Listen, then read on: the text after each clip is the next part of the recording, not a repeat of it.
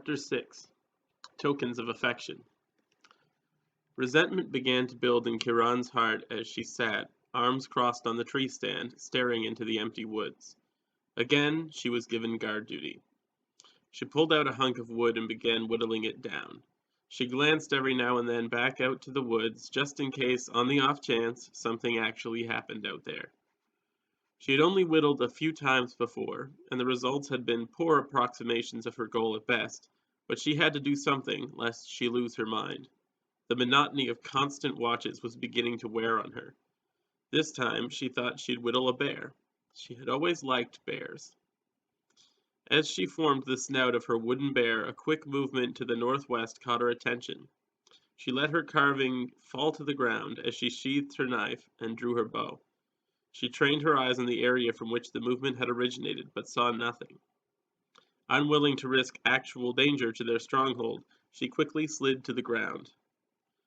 She moved slowly northwest, careful to make as little noise as possible as she stalked her potential prey. Her trained ears could hear every sound of the forest she was so accustomed to hearing. The quiet creaking of the trees as they swayed in the wind, the chatter of the forest creatures that ran from tree to tree, the distant cry of one bird to another. She listened carefully for any sound that did not belong, any sound that would betray an invader. The crack of a breaking branch resounded from behind her, causing her to spin, drawing her sword as she did. She caught her attacker's blade just in time as it came down at her. She strained against their strength, holding them at bay. A smile spread across her lips as she recognized Peleus, the master of their order. "I almost had you," Peleus said, a smile forming on his face as well. "You could have seriously hurt me," she said, a hint of sarcasm in her voice. She brought her sword back, and came in for another blow at his knees, which he quickly parried and returned with a blow of his own. They began to exchange attacks back and forth, weaving around each other in the woods, their movements and strokes getting more and more complicated as they sparred. This continued until both were short on breath and drenched in sweat, and the sun began to set, lending the forest a warm orange hue. "You're getting sloppy in your old age. Or is this how they fought at the foundation of the earth before warriors were practiced at their art?" she teased. "Ha! Don't get cocky, child. I was going easy on you," he retorted. "I would believe you if you had ever gone easy on me before." "Bah! Anyway, I figured you could use the practice. They've been putting you on day watch again, haven't they? How many days since I've been gone?" "I could swear they've assigned me a day watch every day you've been traveling. How long must I be a member of this order before they respect me? Just because I am human does not mean I am any less capable than they are." She punctuated this by stabbing her sword deep into the earth before her and crossing her arms. "You must be patient with them. They will come around, as long as you continue to do your best every day." "I have been patient. I've lived with them for 20 years now, and they do not respect me. You would think your respect for me would be inspiration enough, let alone all of the times I've defeated many of them in sparring matches. You must understand that 20 years is but a blink of the eye for those who live forever. Not only that, but my respect for you means little to them. After all, I am biased." "I suppose," she grumbled. "Enough of my complaints. How did you fare at your mission? Did you find Elysian and give him the intel?" "Indeed I did," Peleus replied, a solemn look growing on his face. "I fear the situation looks to be just as Caden predicted. When I found the scouting party, they were being attacked by Dash on the road." "And you feel that it's likely they were sent from Malsheth?" "I know for certain they were sent from Malsheth. I interrogated their captain." Kiran pondered his words for a moment. "Then is it necessary to send the scouting party to the fortress, if we already have confirmed the existence of a growing army there?" "It is, Kiran. We must still know how great their number is. Not only that, but I would also like to know who it is that is calling the shots. The Desh captain I interrogated claims that they do not even know who he is, that he identifies himself merely as the lord of their fortress. A sense of foreboding grows within me. I must see this fortress for myself." "So you intend to go with them to the fortress?" Kiran said as her heart sank.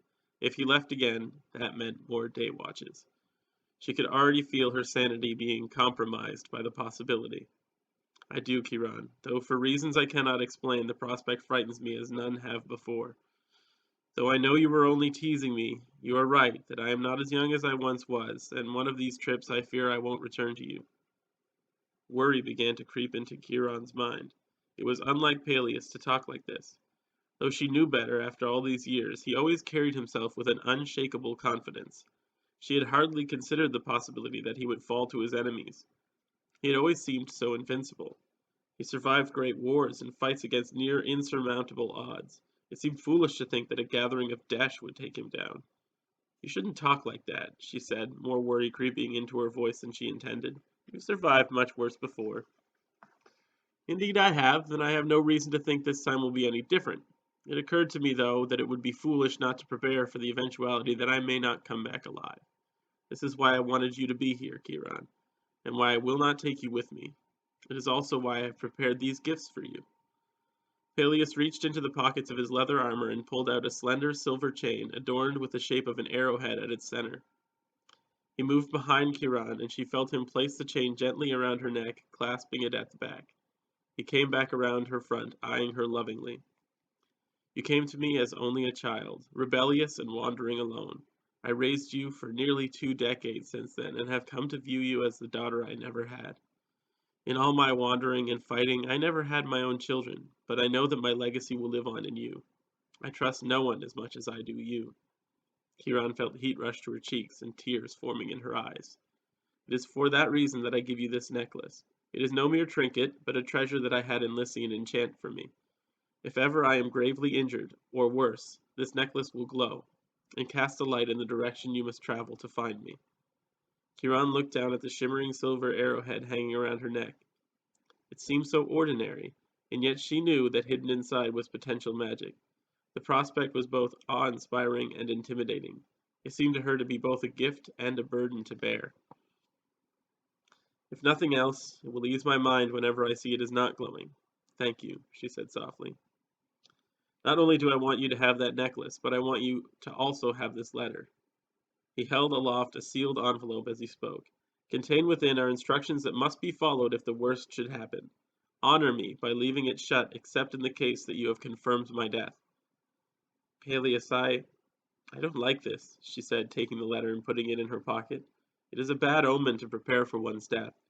"Foolishness," he replied, a disingenuous smile on his face. He reached up and touched her softly on the head.